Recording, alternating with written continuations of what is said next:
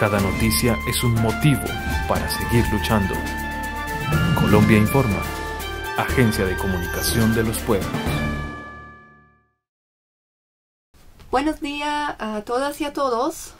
Hoy nos encontramos en el Palacio de Naciones Unidas con Paulo y Joraro, que vienen desde Brasil, para que nos cuenten un poco la situación en respecto a los indígenas, al pueblo indígena en Brasil, ahora con el cambio de gobierno y el gobierno de Bolsonaro.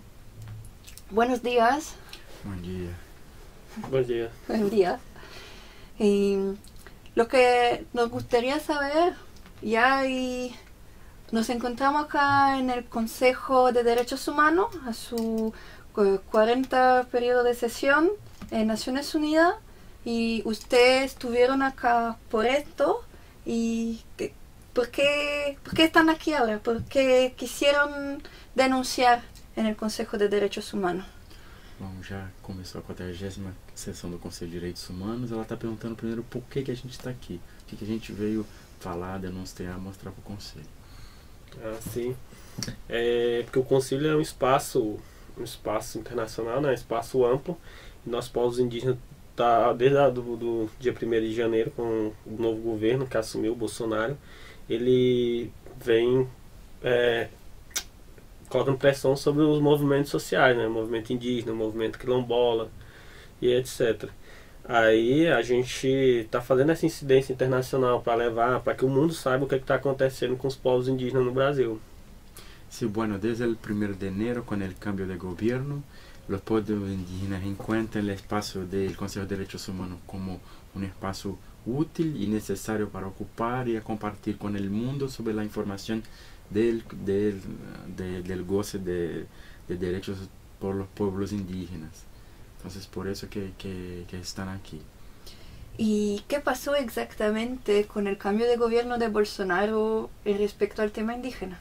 O que realmente passou, o que aconteceu com a situação dos povos indígenas depois do início do governo Bolsonaro? Com o movimento indígena, né? Ou com os povos indígenas em geral? Com os povos indígenas em geral. Na verdade, o governo vem colocando pressão sobre os povos indígenas.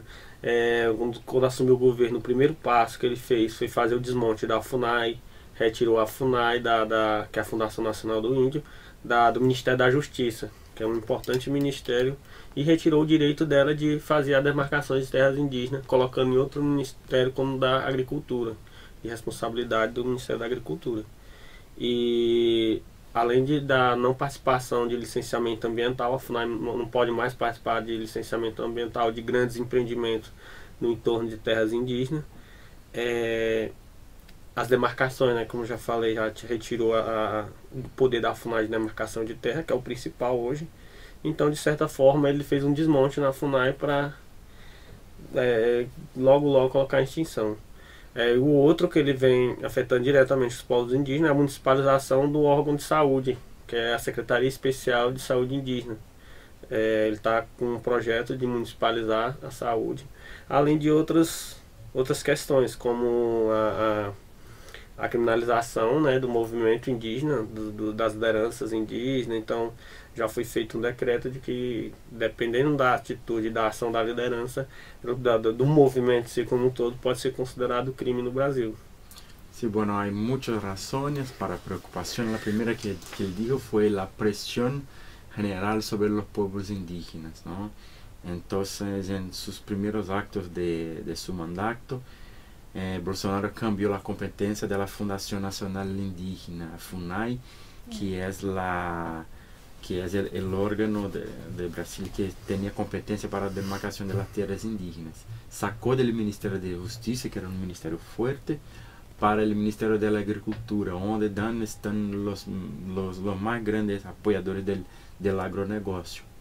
Entonces esto les preocupa mucho.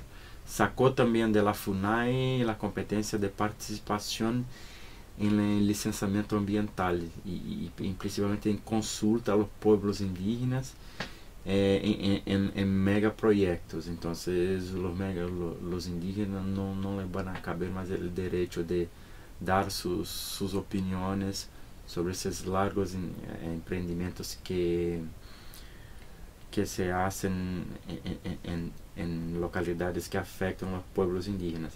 Y la otra es la municipalización de acceso y de servicios de salud. Entonces sacan de la competencia federal y ponen en los municipios que tienen poco presupuestos. Entonces, según él, son pasos para extinguir una política de cuidado a los pueblos indígenas y de extensión de la FUNAI también. Sin embargo, hay un reconocimiento de la existencia de una fuerte comunidad indígena por la Constitución del Brasil. Y se puede, a pesar de eso, hacer todas esas leyes en contra al final de la legitimación misma del pueblo indígena. ¿Es posible eso a nivel, digamos, constitucional, legislativo? O que ela perguntou é que, bom, mesmo com todas essas pressões, há um capítulo na Constituição que reconhece os povos indígenas e dá os direitos constitucionais. Ela pergunta se mesmo assim é possível fazer. E eu comento em seguida. Sim. Sim, tem um artigo na Constituição Federal, artigo 231, né, que reconhece os povos indígenas e dá o direito deles sobre as terras. Mas o governo, por questões, por exemplo, está na Constituição, mas só que eles, por meio de portaria, emendas constitucionais, que são projetos de leis, de emenda à Constituição, que chama de... Como é que é o nome? PEC, que são as PEC. Tipo a PEC 215, que foi uma das mais discutidas, mas que foi justamente isso, passar para tirar da FUNAI a demarcação de terras indígenas e passar para o governo, para a Assembleia. Então a Assembleia Legislativa o Poder Legislativo que ia decidir a demarcação das terras indígenas, fazer, né, executar as demarcações das terras indígenas.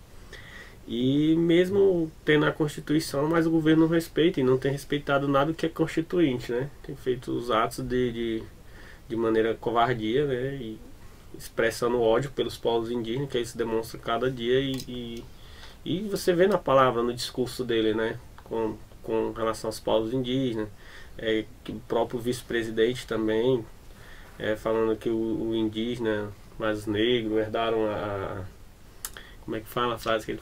A preguiça. A preguiça, a indolência. Então, e o Bolsonaro também, por exemplo, tem vários vídeos dele, matérias que ele fala, né, expressamente que nenhum centímetro a mais de terra para os povos indígenas no Brasil. Ou seja, se não demarcar a terra, provavelmente vai haver uma perca de cultura muito grande para os povos brasileiros. Sim.